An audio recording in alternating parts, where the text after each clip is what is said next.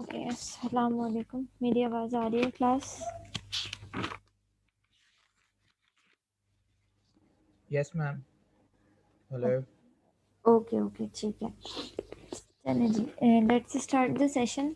Start करते हैं। हमने जो लास्ट टाइम पढ़ा था उस चीज़ों को थोड़ा सा रिवाइज करके फिर आगे के लेक्चर स्टार्ट करते हैं। सबसे पहले हमने लास्ट क्लास में डिस्कस किया था। लास्ट क्लास में तो खैर आप लोगों ने क्विज़ दिया था। क्विज़ मैं आप लोगों का इंशाल्लाह नेक्स्ट वीक तक चेक करके और उसका सॉल्यूशन भी अपलोड कर दूँगी। फिर क्विज़ भी जो है वो आपको चेक होके, वैसे तो रिटर्न क्योंकि ऑनलाइन वैसे मैं चेक नहीं कर पाती, तो मैं सिर्फ मार्क्स ही अपने पास लिख रही होती हूँ। लेकिन ऑब्वियसली आपके पास सॉल्यूशन आ जाएगा तो आपको खुद ही अंदाज़ा हो जाएगा कि आपने कितने परसेंट सही किया। ठीक है, नेक्स्ट वीक तक इंशाल्लाह ताला आपके क्विज चेक हो जाएंगे। असाइनमेंट की डेडलाइन आपकी प्रोबेबली आज की है, तो आज या कल की है, तो submit your assignment as soon as possible. ठीक है। अच्छा, लास्ट लेक्चर में हमने देखी थी, हमने जो टॉपिक स्टार्ट किया था that was BJT circuit eight DC. ठीक है, हमने डीसी बायसिंग देखी थी कि डीसी बायसिंग किस तरीके से होती है बीजेटी में। सही है। उसमें हमने 3 कैटेगरीज पढ़नी थी। हमने कहा भाई 3 तरीके से बायसिंग होती है आपकी। एक होती है वोल्टेज डिवाइडर बायस, ठीक है। एक होता है बायसिंग यूजिंग 2 पावर सप्लाईज, जहाँ पे हम वीसीसी भी दे रहे होते हैं और वीईई भी दे रहे होते हैं, ठीक है। और third is collector to base feedback arrangement, ठीक है। अच्छा, फर्स्ट 2 में voltage divider bias and biasing using 2 voltage power supplies वाले जो 2 एग्जांपल्स थी वो हमने की थी। उसके न्यूमेरिकल्स भी हमने देखे थे। मैंने आप लोगों को बोला था कि आप उसको मज़ीद कैलकुलेशंस करके और प्रैक्टिस खुद भी प्रैक्टिस कीजिएगा उस चीज़ की, ठीक है।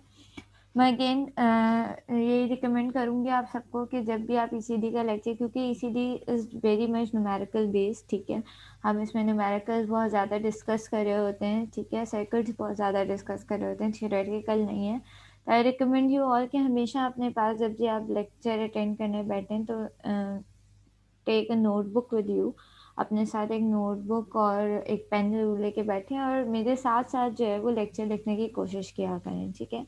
ऑब्वियसली आप लोगों के पास रिकॉर्डिंग सेशंस होते हैं तो आप बाद में जो है उसको देख सकते हैं, लेकिन जिस वक्त चीज़ बता रहे हो उस एक्सप्लेन कर रहा हूँ, अगर उसी वक्त आप उसे लिखते रहेंगे, साथ साथ नोट करते रहेंगे, तो वो आपके दिमाग में ज़्यादा अच्छे तरीके से बैठता रहेगा, ठीक है। अच्छा, जो लास्ट लेक्चर था दैट वाज उसमें हम 2 टॉपिक्स डिस्कस कर चुके थे, voltage divider bias and biasing using 2 power supplies. Third जो टॉपिक था वो हमने नहीं स्टार्ट कर पाए थे, हमारी क्लास का टाइम ख़त्म हो गया था। That was collector to base feedback arrangement, ठीक है। मैं स्क्रीन शेयर कर दूँ फिर मैं स्टार्ट करती हूँ। इसका हम एक सर्किट देख लेते हैं कि किस तरीके से इसमें बायसिंग हुई हुई होती है, देन आपको अंदाज़ा हो जाएगा। हम इसको इक्वेशंस भी ड्राइव कर लेते हैं, और ज़ाहिर है जब इक्वेशंस आ गई तो वैल्यूज़ गिवन हो तो आप न्यूमेरिकल उसका सॉल्व कर सकते हैं, ठीक है। अच्छा जी, कुछ इस तरीके से आपके पास इसका सर्किट है। हम इसको कलेक्टर टू बेस बायसिंग क्यों कह रहे हैं, क्योंकि इसका जो इनपुट है वो बेसिकली किससे कनेक्टेड है, वो कलेक्टर से कनेक्टेड है, like this. So sorry for the drawing, obviously मैं माउस से ड्रॉ करती हूँ तो it looks weird.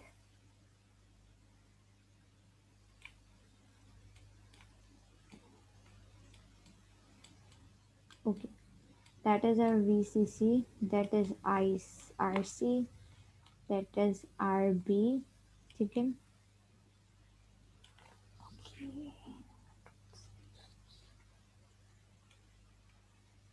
B, ठीक है, and that is your RE, ठीक है। हमारे पास इस तरीके से यहाँ पे ऑब्वियसली हमारा क्या होगा, यहाँ पे हमारे पास यहाँ पे क्या होता है, VBE होता है, बेस टू एमिटर वोल्टेज, ठीक है। और यहाँ पे आपका क्या होता है, VCE होता है, ठीक है। अब अगर एज यू कैन सी कि आपके पास यहाँ पे जो RB है बेस पे है, वो डायरेक्टली कोई भी वोल्टेजेस अप्लाई नहीं किए हुए, बल्कि ये वोल्टेजेस कहाँ से आ रहे हैं, वो ये वही वोल्टेजेस आ रहे हैं जो कलेक्टर पे हमने अप्लाई किए हुए हैं, ठीक है। तो अगर इसकी इक्वेशन बनाएं तो इसकी इक्वेशन कुछ जो है, अच्छा सॉरी मैंने ये गलत ज्वाइन कर दिया, करेक्टेड, इस तरीके से सर्किट है, ठीक है। कलेक्टर के बाद रजिस्टर के बाद कनेक्टेड है ये आरबी, इसको करेक्ट कर लेगा, सॉरी मैंने गलत ड्रॉ कर दिया था, ये कलेक्टर के रजिस्टर के बाद कनेक्टेड है, ठीक है। तो अगर आप देखो तो आपका जो बेस है वो कलेक्टर से जो है वो उसको वोल्टेजेस मिल रहे हैं, इसके पास अपने कोई वोल्टेज सप्लाई मौजूद नहीं है। पहले सर्किट्स आपने देखे थे वहाँ हम वीबी मतलब बेस पे वोल्टेजेस अलग से दे रहे होते थे पावर सप्लाई के थ्रू, जबकि यहाँ पे ऐसा नहीं है, ठीक है। तो अगर मैं अब इसकी इक्वेशन बनाऊँ तो मैं इसकी इक्वेशन किस तरीके से बनाऊंगी, सबसे पहले तो मैं देखती हूँ कि इसका पाथ क्या बनेगा। इसका पाथ ये बनेगा कि जो भी मेरा वीसीई होगा वो वीसीसी होगा, वो किस किस में डिवाइड हो रहा होगा, वो वीसीसी इस आरसी पे डिवाइड हो रहा होगा, फिर यहाँ से आके वो इस आरबी पे डिवाइड हो रहा होगा, फिर वीबीई में भी इससे माइनस हो रहा होगा, और फिर ये जो है वो इस रजिस्टर के थ्रू जो है वो पास हो रहा होगा, ठीक है, एमीटर के रजिस्टर के थ्रू, ठीक है। तो ये कुछ इसका पाथ बनेगा। अब हम इसकी इक्वेशन अगर लिखें तो ये क्या बनेगी, मैं कहूँगी भाई मेरा वीसीसी जो है वो किस किस चीज़ों में डिवाइड हो रहा है, आईसी आरसी, ठीक है, प्लस अब यहाँ से इस आईसी से अब मैं कहाँ चली गई, आरबी पे, आरबी पे जाएगा क्या करंट आ रहा होगा, आईबी आ रहा होगा, आईबी आरबी, ठीक है, plus VBE and plus IE RE, ठीक है, सॉरी प्लस लिखना था, okay, IB and R E N R E, ठीक है। तो ये वो वीसीसी मेरा किसके बराबर आ गया, वीसीसी किस किस पे डिवाइड हो रहा होगा, इस कलेक्टर रजिस्टर पे, बेस के रजिस्टर पे, फिर बेस टू एमिटर जंक्शन के वोल्टेजेस पे, और आपके एमिटर पे। तो मैंने ये कहा कि भाई वीसीसी मेरा किसके बराबर है, ICRC plus IBRB plus VBE plus IERE, ठीक है। अच्छा अब हमें ये बात पता है कि हमारा आईसी किसके बराबर होता है, हमारा आईसी बराबर होता है बीटा इंटू आई बी के, ठीक है। और मेरा आई ई किसके बराबर होता है, मेरा आई आई ई बराबर होता है, मेरा आई ई किसके बराबर होता है, मेरा आई ई बराबर होता है 1 प्लस बीटा आई बी के। ये इक्वेशंस हम पहले देख चुके हैं, तो ऑब्वियसली आप और एक टेबल भी बुक में गिवन है जिसमें सारी इक्वेशंस लिखी हुई हैं, ठीक है। तो अगर मैं इस इक्वेशन में इक्वेशन नंबर 1 में, ये जो मेरी इक्वेशन है, इक्वेशन नंबर 1 कह देते हैं इसको, ठीक है। इस इक्वेशन में इस आई सी की जगह बीटा आर बी और आई बी की आई ई की जगह 1 प्लस बीटा आई बी पुट करूँ, तो मेरी ओवरऑल इक्वेशन क्या कर जाएगी, उसे रीअरेंज करने के बाद मेरी ओवरऑल इक्वेशन ये बन जाएगी कि मेरा आई बी बराबर हो जाएगा किसके, V C C, okay, V C C minus V B E, sorry minus VBE divided by RB into beta, sorry, RB plus beta RC plus RE, ठीक है। इस इक्वेशन को रीअरेंज करके पुट करके देख लेना, यही इक्वेशन बनेगी आपका, इक्वेशन किसके बराबर हो जाएगी, तो ये पूरा एक ब्रैकेट भी है, ये इस तरीके से, ठीक है, ओके। ये इक्वेशन कुछ इस तरीके से है कि आपका आई बी बराबर हो जाएगा V C C minus V B divided by R B plus beta R C plus R E, ठीक है। अब अगर मुझे क्या क्या चीज़ें गिवन होती हैं, हमें पता होता है कि वी सी सी क्या है, हमें वी सी सी गिवन होता है, ठीक है। हमें वी बी ई पता होता है कि base emitter junction voltage drop कितना होता है, हमारे पास 0.7 होता है, हमें ये भी मालूम होता है, ठीक है। रजिस्टर्स की वैल्यू हमें गिवन होती है, बीटा की वैल्यू हमें गिवन होती है, जब हम ये निकालेंगे तो हमारे पास आई बी की वैल्यू आ जाएगी, ठीक है। जब हमारे पास आई बी की वैल्यू आ जाएगी तो हम IB की वैल्यू यूज़ करते हुए हम IE भी कैलकुलेट कर लेंगे और IC भी कैलकुलेट कर लेंगे। जब हमारे पास तीनों करंट आ गए तो हम चाहें तो हम तीनों वोल्टेजेस भी कैलकुलेट कर सकते हैं, लाइक VC, VE और VB, जो भी आप कैलकुलेट करना चाहें आप वो कर सकते हैं। जब आपके पास IC, RC और IC, IC और IB आ गया, करंट्स आ गए और रेजिस्टेंस की वैल्यूज़ भी आपको पता है, तो ऑब्वियसली फिर आप इक्वेशंस के थ्रू इसके वोल्टेजेस भी मालूम कर सकते हो। तो ये कॉन्फ़िगरेशन जी बेसिकली आपकी collector to base feedback biasing, क्योंकि इसको कलेक्टर टू बेस बायसिंग क्यों कहा गया है, क्योंकि इसका जो बेस है वो थ्रू रजिस्टर कलेक्टर से कनेक्टेड है। बेस पे कोई अलग से वोल्टेजेस नहीं दिए हुए, ठीक है। बेस को जो वोल्टेजेस मिल रहे हैं वो उसके कलेक्टर से ही मिल रहे हैं। That's why it's called base, collector to base feedback biasing, ठीक है। फीडबैक क्यों कहते हैं? जी बिल्कुल। फीडबैक बायसिंग क्यों कहते हैं इसको, कि जब भी हमारे पास आउटपुट से इनपुट कनेक्ट हो रहा होता है, ठीक है, आउटपुट इनपुट पे वापस आ रहा होता है, तो हमेशा उसको कहा जाता है फीडबैक, ठीक है। आप अभी LCS पढ़ोगे आगे जाके और आपने शायद फीडबैक सर्किट्स देखे हुए भी होंगे, ठीक है। तो जब भी हमारा आउटपुट इनपुट पे वापस आता है तो उसको कहा जाता है फीडबैक, ठीक है। तो यहाँ पे भी देखो, आपका कलेक्टर क्या होता है, आपका आउटपुट होता है, बेस क्या होता है, आपका इनपुट होता है। तो कलेक्टर से बेस वोल्टेजेस आ रहे हैं, ठीक है, तो इसका मतलब आपके पास ये क्या है, फीडबैक बायसिंग है, ठीक है। तो ये 3 कैटेगरीज थी, पहली 2 कैटेगरीज हमने लास्ट क्लास में डिस्कस की थी, this was the third category. यहाँ पे आपके पास DC बायसिंग का टॉपिक खत्म हो गया है, ठीक है।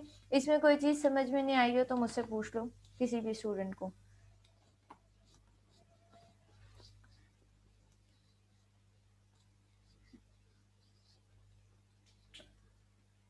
This is collector to base feedback biasing. किसी को कोई प्रॉब्लम है यहाँ तक? वरना फिर मैं नेक्स्ट टॉपिक स्टार्ट करूँ।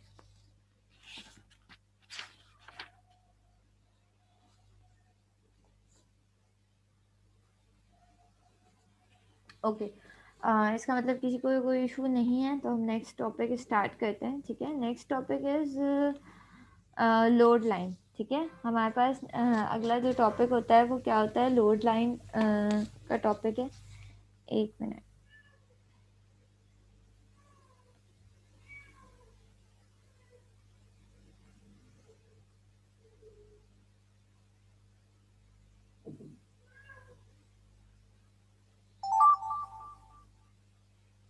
एक मिनट बेटा, एक मिनट, मेरे पास कॉल आ रही है, मैं वो मैम को।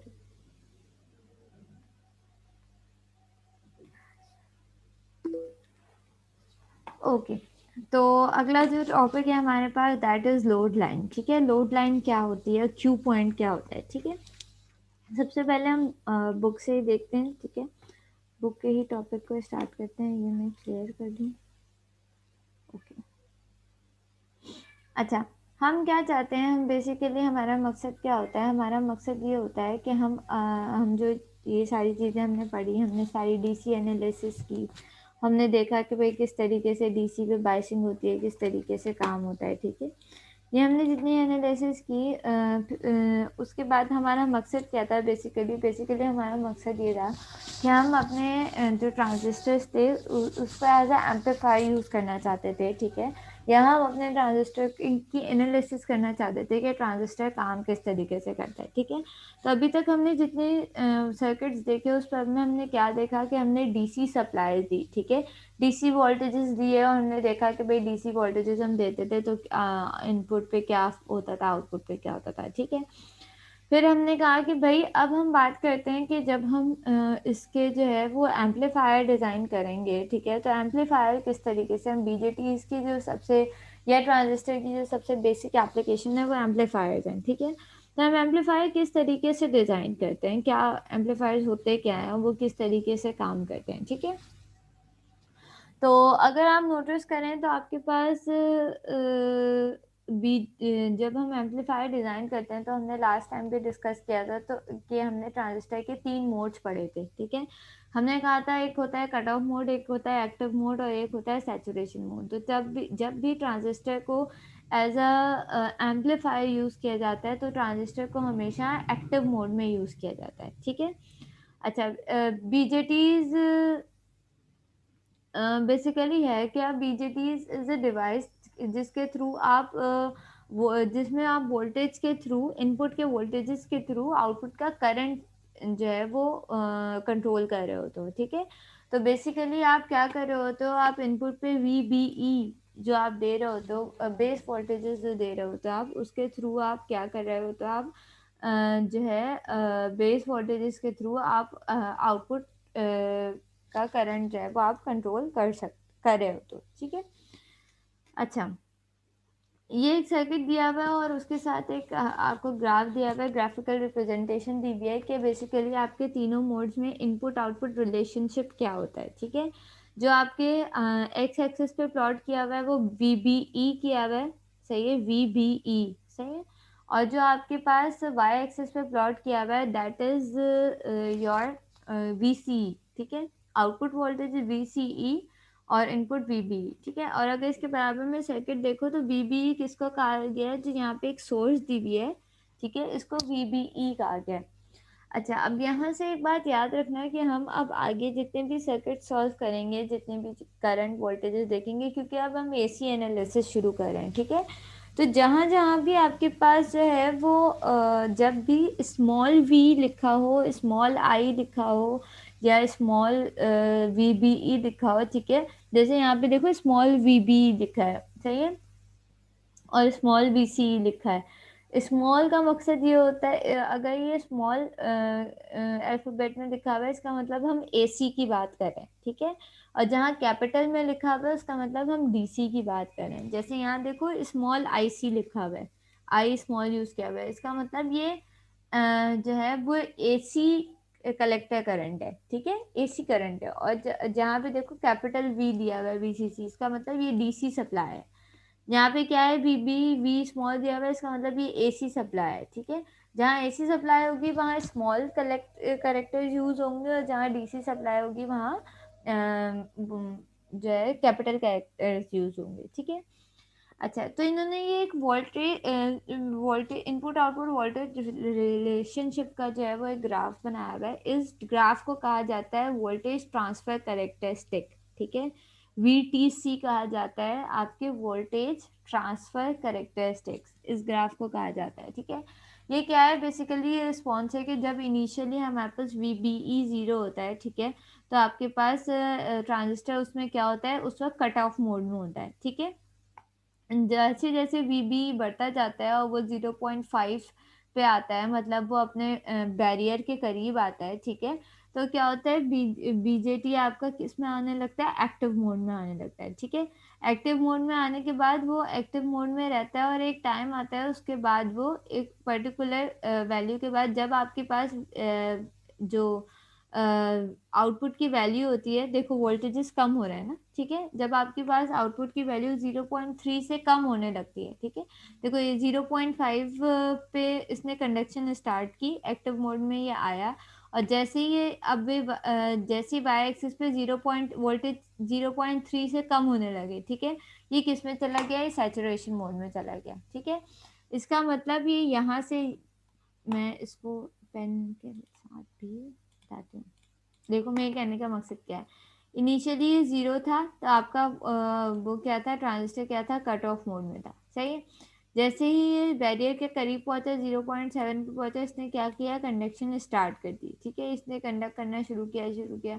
फिर एक वक्त आया कि ये आपका वीबीई जो है, वीसीई जो है वो वीबीई से छोटा होने लगा, वीसीई जो है वो वीबीई से छोटा होने लगा, ठीक है। जैसे ही ये छोटा होने लगा वैसे ही इसने क्या किया, ये 0.3 से इसके थ्रेशोल्ड से जब छोटा होने लगा तो इसने क्या किया, इसने वैसे ही जो है वो जब ये इसके थ्रेशोल्ड से छोटा होने लगा, इसके थ्रेशोल्ड से वी वी सी किससे इसके थ्रेशोल्ड से छोटा होने लगा, वी बी के, ठीक है, थ्रेशोल्ड यहाँ लिख देते। तो वैसे ही ये क्या है, किस में चला गया, ये सैचुरेशन मोड में चला गया, ठीक है। तो आपके पास बेसिकली हमें ट्रांजिस्टर को अपने इस एक्टिव मोड के बीच में यूज करना है, ठीक है। अगर हम इससे कम वोल्टेजेस करेंगे तो वो क्या हो जाएगा, वो आपका कट ऑफ मोड में चला जाएगा, और इससे ज़्यादा करेंगे तो वो किस पे चला जाएगा, वो सैचुरेशन मोड में चला जाएगा। तो इसका मतलब हमें बीच में कहीं जो है वो रहना है, और बीच में कहीं हमें जो है वो, अगर हमें एम्पलीफायर डिज़ाइन करना है तो हमें इस एक्टिव मोड के सेंटर में ही रहना है, ठीक है। तो ये हम किस तरीके से डिसाइड करते हैं, ये हम डिसाइड करते हैं अपने क्यू पॉइंट से, ठीक है। हम क्यू पॉइंट हमारा देखते हैं, और क्यू पॉइंट से हम डिसाइड करते हैं कि भाई क्यू पॉइंट से जो है वो हमें पता चलता है कि हाँ भाई हम एक्टिव मोड में हैं कि नहीं है, ठीक है। तो क्यू पॉइंट किस तरीके से डिसाइड होगा, सही है। आपके पास ये सर्किट है, सर्किट की मैं इक्वेशन लिखना चाहूँ तो इक्वेशन क्या आएगी, हम यही कहेंगे ना कि भाई हमारा VCE, इस इक्वेशन को देखो, ठीक है। हमारा VCE किसके बराबर है, जितना VCC आया उसमें से ड्रॉप हुआ किस पे, ट्रांजिस्टर पे, जितना भी ड्रॉप हुआ दैट इज ICRC, ठीक है। ओ, इस रजिस्टर पे, कलेक्टर रजिस्टर पे, ठीक है। VCE आया, इसमें से माइनस हुआ, किसमें से माइनस हुआ, आपके ICRC से, ठीक है। अब ICRC की क्या वैल्यू होगी, वो डिपेंड करेगी इनपुट पे। IC की वैल्यू किस पे, बेस करंट पे डिपेंडेंट होगा, कौन सा करंट, कलेक्टर करंट डिपेंडेंट होगा, तो ज़्यादा इसकी वैल्यू बेस के हिसाब से आ रही होगी, ठीक है। अगर मैं इसमें से VCC में से माइनस कर दूं ICRC, तो मेरे पास VCE की वैल्यू आ जाएगी, ठीक है। अच्छा, अब ये जो आपकी लोड लाइन है जिसके थ्रू हम क्यू पॉइंट डिसाइड करेंगे, वो दो चीज़ों के दरमियान आपका ग्राफ बनता है, ठीक है। वो बनता है आपके पास इनपुट और इनपुट वोल्टेजेस और आउटपुट करंट के हिसाब से, ठीक है। सॉरी, आउटपुट वोल्टेजेस और आउटपुट VCE और VIC के जो है वो साथ ग्राफ बनता है, VCE और IC, ठीक है। अच्छा, अब मैं इसको ग्राफ को दिखाती हूँ आपको। अच्छा, इसमें एक छोटी सी चीज़ की है, पहली बात इसको ये याद रखना कि इसको क्या कहते हैं, आप VTC कहते हैं, वोल्टेज ट्रांसफर कैरेक्टरिस्टिक कर्व कहते हैं इसको, ठीक है। अच्छा, अब मेरे पास ये इक्वेशन आ गई, VCE किसके बराबर है, VCC माइनस ICRC के बराबर है, ठीक है। और मुझे पता है कि IC किसके बराबर होता है, IC बराबर होता है आपके IS इंटू की power VBE divided by VT।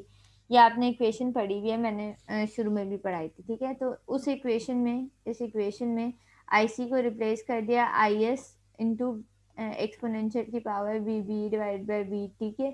सही है। तो आपके पास ओवरऑल इक्वेशन क्या बन गई, आपके पास ओवरऑल इक्वेशन ये बन गई, that is VCE is equals to VCC minus IC E की power VBE plus VBE divide by VT, ठीक है। इस तरीके से आपके पास ये इक्वेशन आ गई, ठीक है।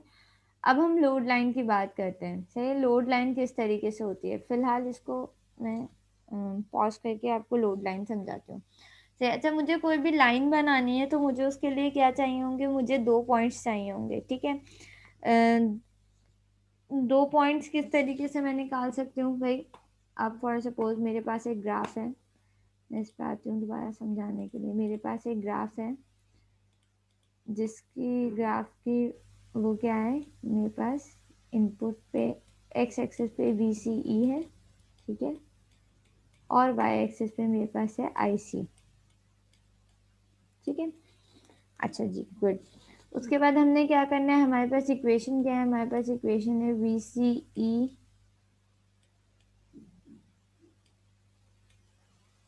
Is equals to VCC minus ICRC,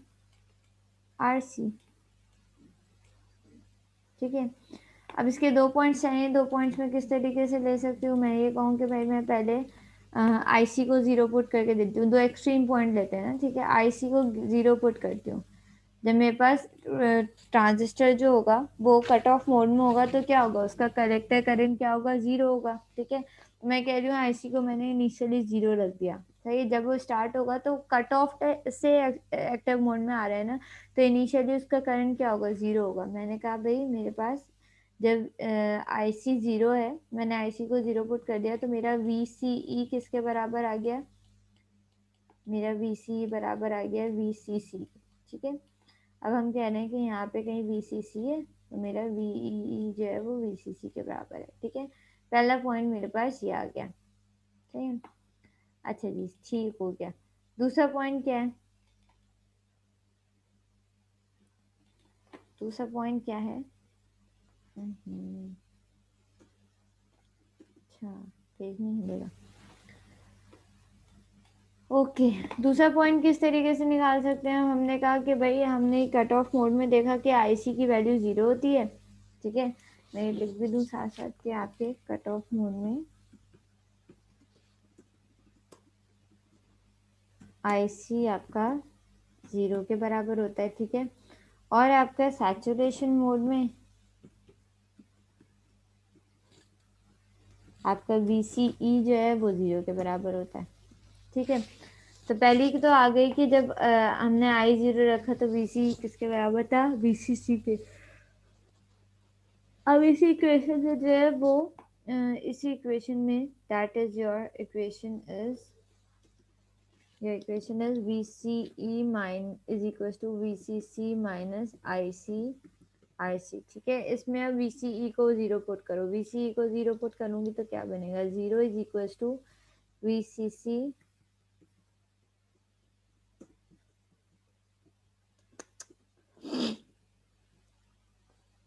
minus RC, या दूसरे अल्फाज में कहो तो ये बन जाएगा VCC is equal to RC,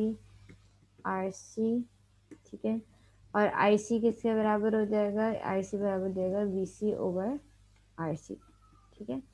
तो इसका मतलब जब मेरे पास VCE 0 था, लाइक मैं इधर कहीं पॉइंट होगा, ठीक है, VCE मेरा 0 था, VCE, ठीक है। तो उस वक्त मेरा करंट कितना था? मेरा करंट था VC, कलेक्टर करंट था क्या? VC डिवाइडेड बाय RC, ठीक है।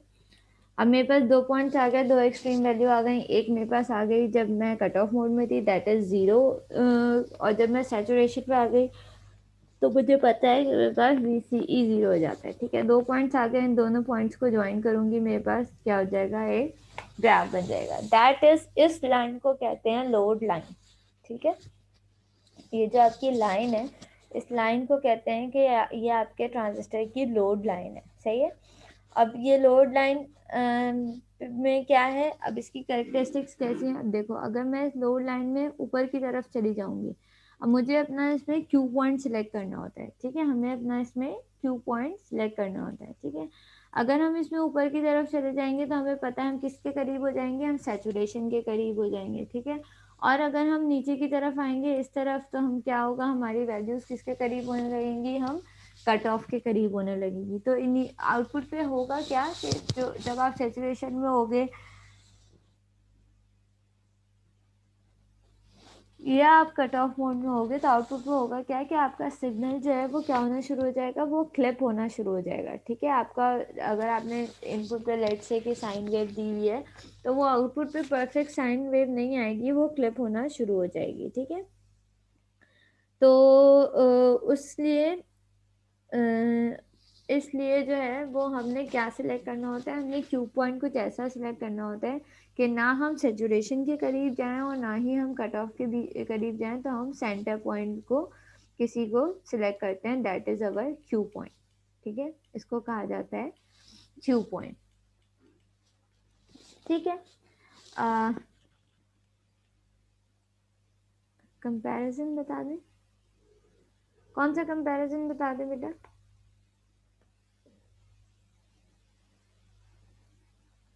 मुझे सवाल समझ में नहीं आया। एक तो सादिया बेटा, आपने क्या पूछा हुआ है? क्यू पॉइंट बता तो रही हूँ। देखो, क्यू पॉइंट क्या होता है? एक पॉइंट होता है जो हम अपनी लोड लाइन, ये क्या है? हमारी लोड लाइन है, ठीक है। ये जो मैंने लाइन बनाई है, एक दफा IC को 0 पुट करके और एक दफा VC को 0 पुट करके, जो मैंने ये लाइन बनाई है दो पॉइंट्स लेके, वो क्या है? बेसिकली मेरी लोड लाइन है, ठीक है। इस लोड लाइन में हमने देखा कि हमने ये जो दो पॉइंट्स लिए थे वो कैसे दिए थे। एक पॉइंट हमने लिया था कि जब IC 0, that is cut off point, ठीक है। मतलब इस नीचे की तरफ मेरी लाइन में क्या है? कट ऑफ से करीब हो जाऊंगी। और अगर मैं लाइन में ऊपर की तरफ जाऊंगी तो मैं किससे करीब हो जाऊंगी? सैचुरेशन के करीब हो जाऊंगी। तो हमें कोई इस लोअर लाइन के बीच का कोई पॉइंट लेना पड़ता है। हम ये चाहते हैं कि जब हम एम्पलीफायर डिज़ाइन कर रहे हैं तो हम एक्टिव मोड में रहें, ठीक है, ना हम सैचुरेशन में जाएं और ना ही हम कट ऑफ में जाएं। तो एक्टिव मोड में रहने के लिए हमें कोई बीच का क्यू पॉइंट सिलेक्ट करना पड़ेगा, मतलब बीच का पॉइंट सिलेक्ट करना पड़ेगा जहाँ पे हमारे पास, जिस पे हम वैल्यूज लेंगे, ठीक है। अच्छा, इससे रिलेटेड एक न्यूमेरिकल भी है। अच्छा, पहले इसमें एक चीज बता दूं, फिर न्यूमेरिकल भी बता दूं। अच्छा जी, देखो यहाँ पे आपके पास एक मैं ग्राफ दिखा दूं आप लोगों को।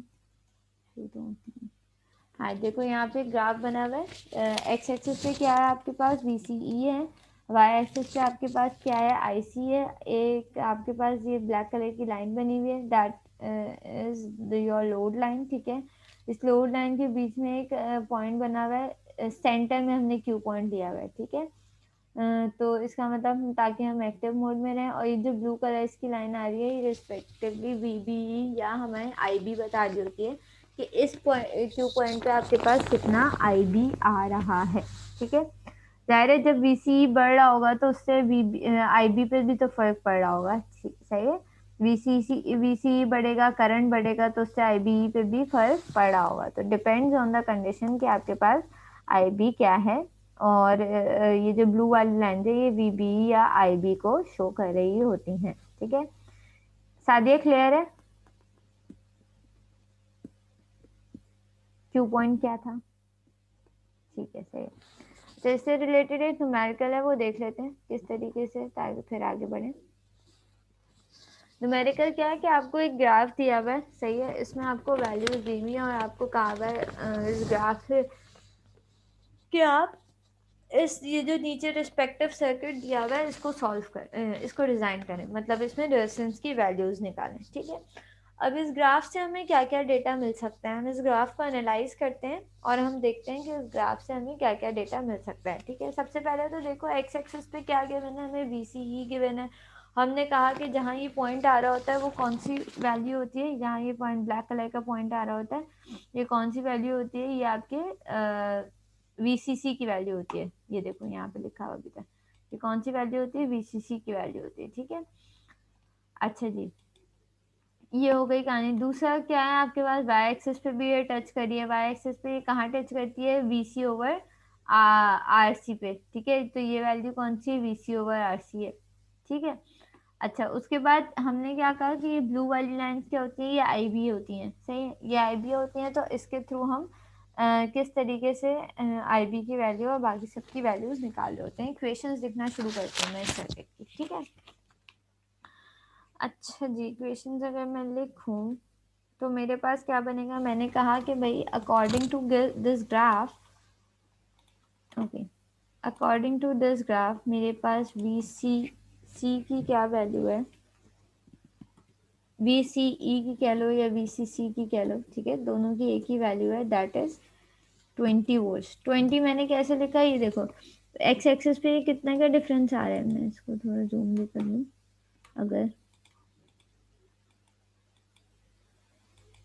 ये देखो, तो 0 थी पहले वैल्यू, फिर 5 हुई, फिर 10 हुई। एक्स एक्सिस की वैल्यू बात करूँ मैं, 0 थी, फिर 5 हुई, फिर 10 हुई, फिर 15 हुई। तो इसका मतलब अगली वैल्यू क्या थी, 20 थी। तो इसका मतलब मेरे पास यहाँ पे क्या आया, मेरे पास आया 20 वोल्ट, ठीक है। अच्छा जी, ये हो गई कहानी। अ, अ, अ, अ, अ, अ।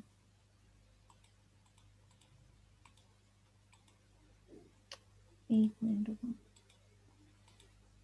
VCE बराबर हो गया VCC के, और ये बराबर हो गया 20 वोल्ट के, ठीक है।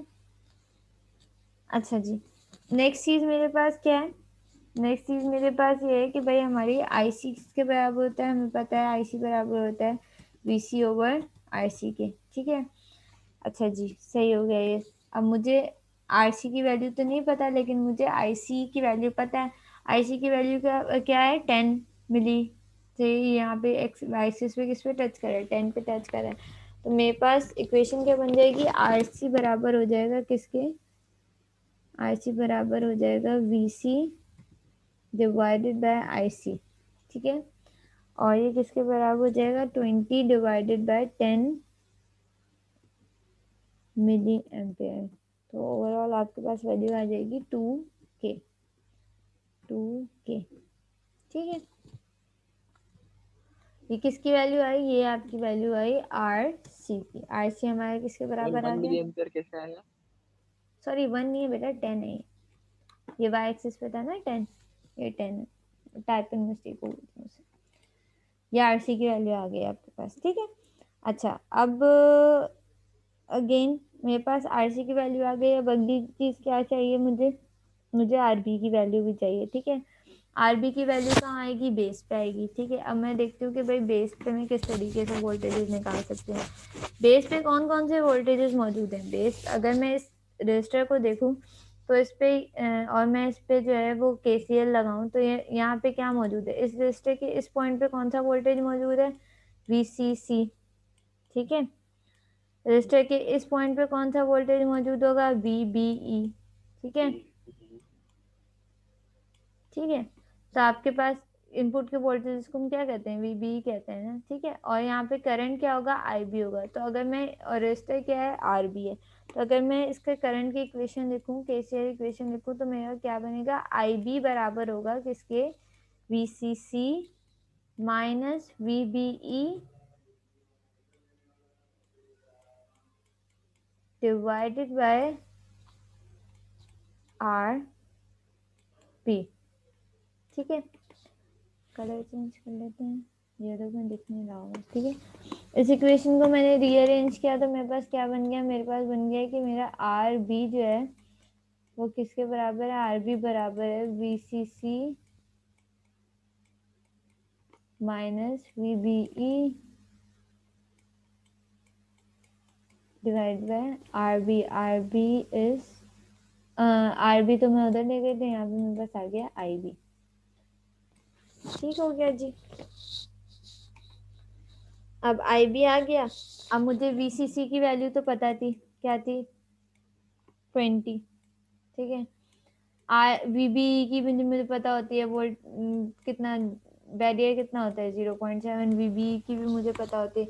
रह क्या गया, IB रह गया। हमने क्या कहा था कि ग्राफ में ये जो ब्लू वाली लाइन होती है ये क्या होती है, IB की वैल्यू शो करी होती है। देखो हर ब्लू लाइन पे लिखा हुआ है कि ये वाली लाइन IB 0 है तब है, ये IB 10 माइक्रो है, फिर 20 माइक्रो, फिर 30 माइक्रो, फिर सो ऑन। ठीक है, तो ये IB की वैल्यूज गिवन होती है। अब नोट करो जो मैंने अपना क्यू पॉइंट लिया भाई, ये 20 और 30 के बीच में है। ठीक है, अगर नीचे वाली लाइन 20 माइक्रो एम्पेयर की है, ऊपर वाली लाइन 30 माइक्रो एम्पेयर की है, तो इसके सेंटर में कितना माइक्रो एम्पेयर होना चाहिए, बीटा की वैल्यू कितनी होनी चाहिए,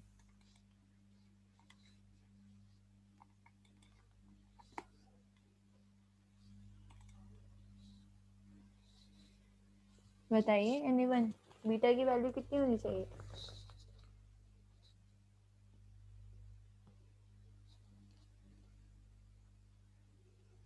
ओ सॉरी, बीटा की वैल्यू बोल रही हूँ, IB की वैल्यू कितनी होनी चाहिए। बिल्कुल 20 और 30 के बीच में क्या होगी, 25 होगी ना। ठीक है, तो मेरे पास IB की वैल्यू क्या आ गई, 25 micro as per this graph. ठीक है,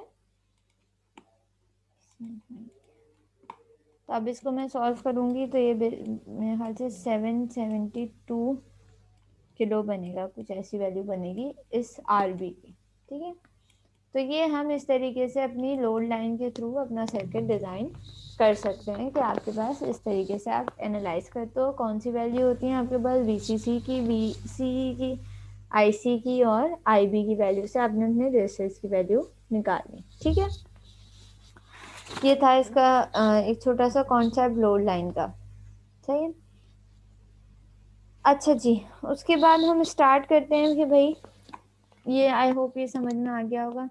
5 मिनट रह गए, चलो मैं स्टार्ट कर देती हूँ, फिर मैं कंटिन्यू एक क्लास में ही करूँगी उसको। सही है, तो इसी तरह से आपने यहाँ पे देखो ये आपका ग्राफ होता है जिसके थ्रू आपने अभी न्यूमेरिकल भी सॉल्व किया। ठीक है, अच्छा जी आगे बढ़ते हैं। अब हम बेसिकली ये सब कर क्यों रहे थे, हमने ये एनालिसिस की कि भाई हमें, क्योंकि हमें एम्पलीफायर डिज़ाइन करना है, और एम्पलीफायर डिज़ाइन करने के लिए हमें क्या रहना है, हमें एम्पलीफायर डिज़ाइन करने के लिए हमें कुछ जो है वो एक्टिव मोड में रहना है हमें। ठीक है, और एक्टिव मोड में रहने के लिए हमें जो है वो लोड लाइन डिज़ाइन करनी पड़ी, देखनी पड़ी, और हमने सिर्फ एनालाइज किया कि लोड लाइन किस तरीके से, ठीक है, और किस तरीके से हम वैल्यूज़ निकालते। उसके बाद हम जो एक्चुअल टॉपिक है आपका, that is small signal operation, ठीक है।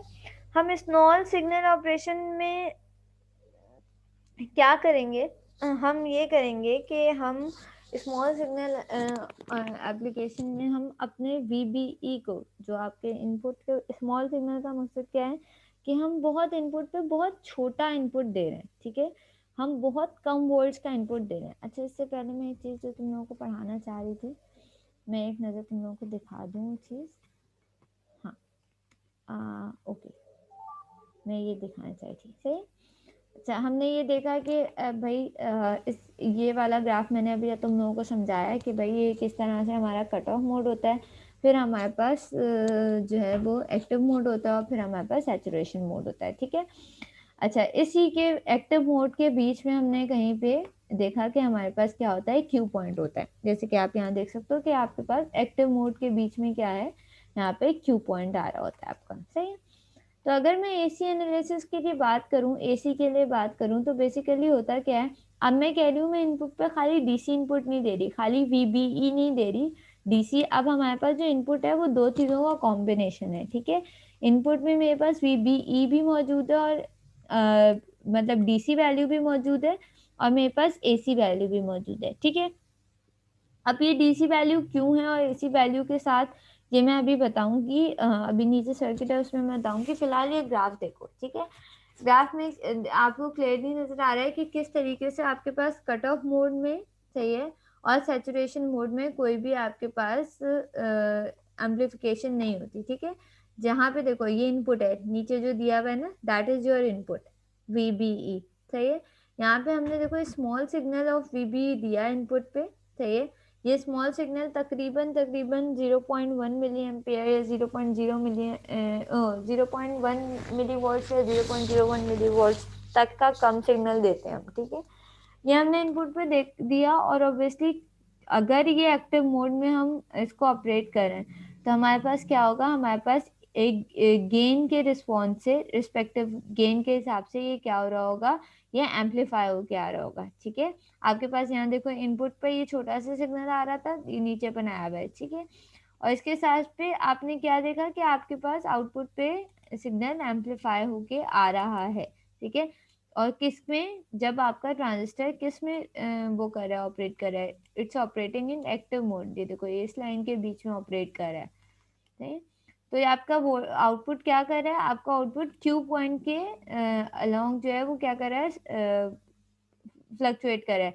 क्यू पॉइंट से ऊपर गया, सही है, फिर क्यू पॉइंट से नीचे आया, क्यू पॉइंट से ऊपर गया। Q point is basically a centre point, ठीक है। Q point is basically centre point, सही है। अच्छा जी, आई होप ये बात समझ में आ गई होगी कि किस तरीके से इसकी एम्पलीफिकेशन हो रही है, ठीक है। और इसकी गेन की इक्वेशन क्या है कि ज़ाहिर है गेन किसके बराबर होता है, आउटपुट डिवाइड बाय इनपुट के। आउटपुट डिवाइड बाय इनपुट इन्होंने ये इससे फिर इस इक्वेशन से जो है ऊपर वाली इक्वेशन यूज़ करते हुए ड्राइव किया कि हमारा गेन किसके बराबर है, गेन हमारा बराबर है -IC divide by VT into RC के, ठीक है।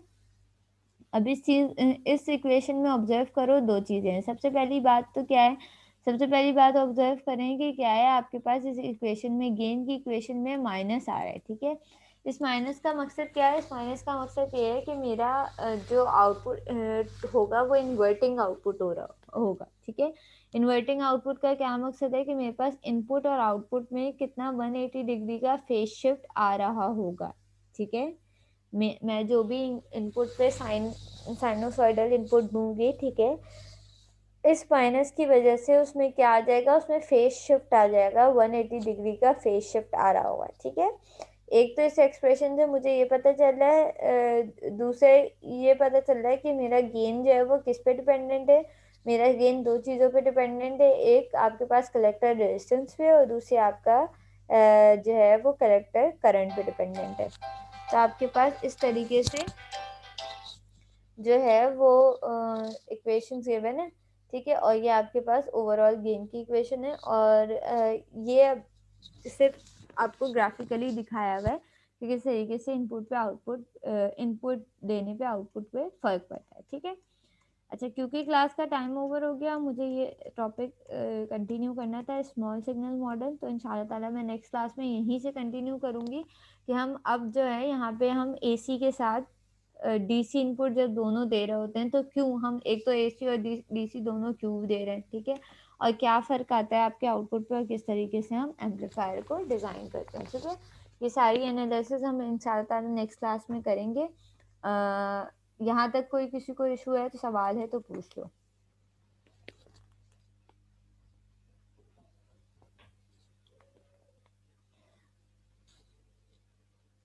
एनीवन?